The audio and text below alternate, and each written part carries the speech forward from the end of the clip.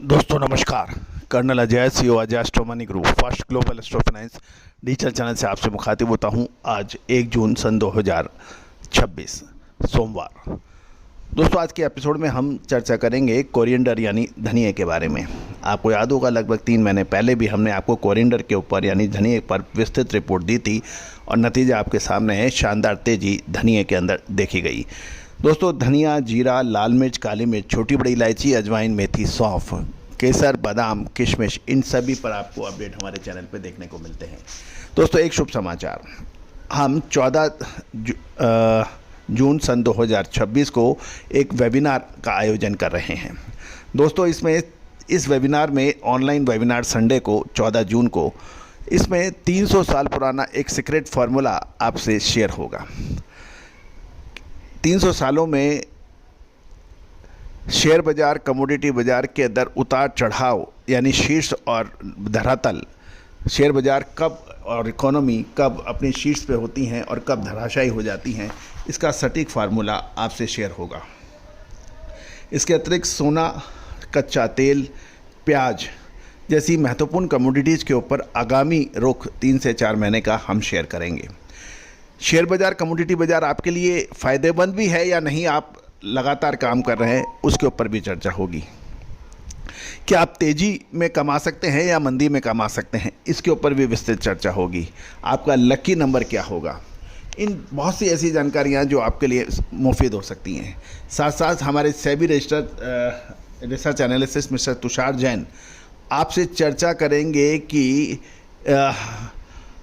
Short term, mid term और long term की क्या महत्वपूर्ण बुनियादी बातें हैं जो आपको ध्यान। मसाले, खुशबू और प्योर झाग, टेस्ट से भर दे हर जुबां पे स्वाद। एवरीडे मसाले, देश का स्वाद। ध्यान रखनी चाहिए यदि आप ट्रेडिंग कर रहे हैं तो।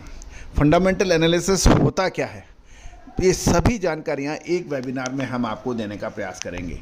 और ये webinar colonel Ajay astro money guru, जो कि CNBC, Zee business, ETV, Bhaskar TV में बरसों से अपनी परफॉर्मेंस देते आए हैं, उनके द्वारा ऑर्गेनाइज होगी।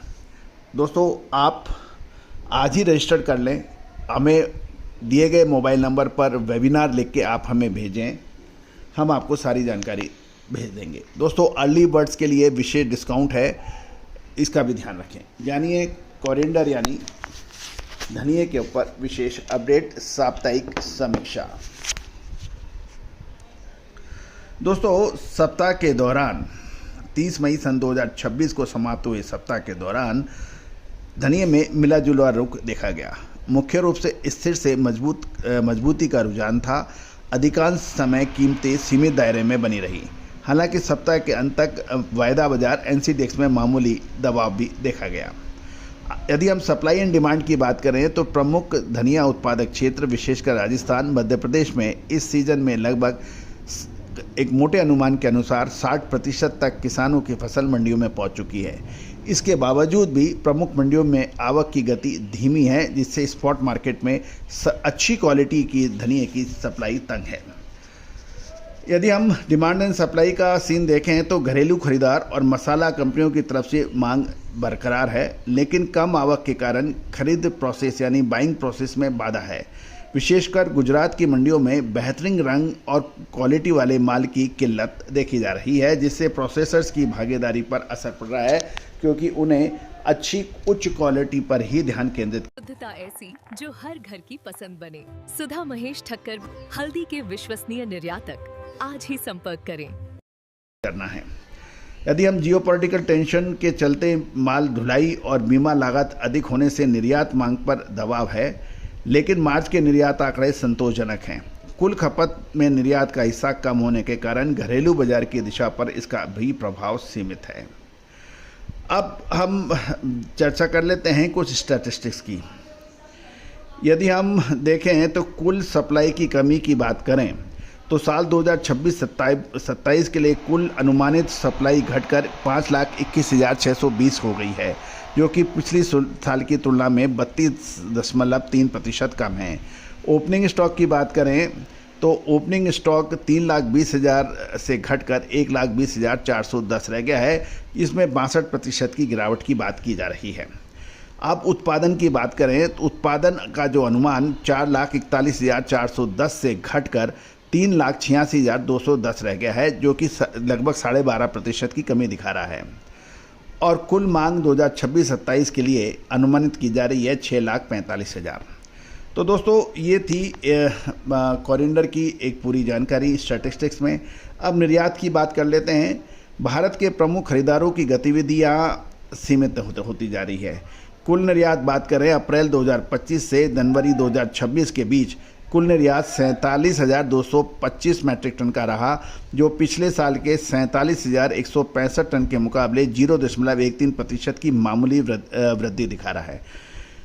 जो प्रमुख हमारे इंपोर्टर हैं वो है मलेशिया में 14,173 टन का निर्यात हुआ, यूएई के अंदर 6,869 टन का हुआ और भारतीय धनिया के सबसे बड़े खरीदार बने हुए हैं मलेशिया और यूएई।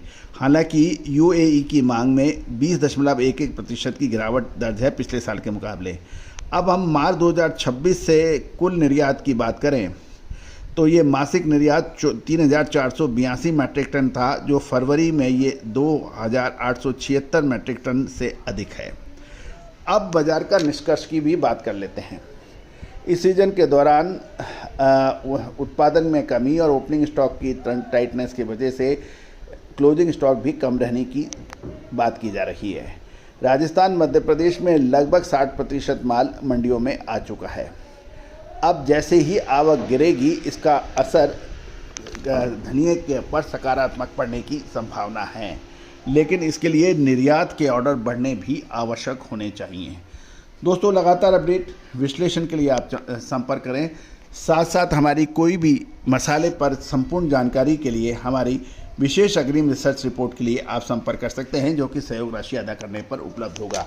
साथ साथ हमारा 14 जून सन 2026 को आयोजित होने वाली ऑनलाइन वेबिनार में रविवार को भी आप ज्वाइन करने के लिए संपर्क करें। All the very best, good luck.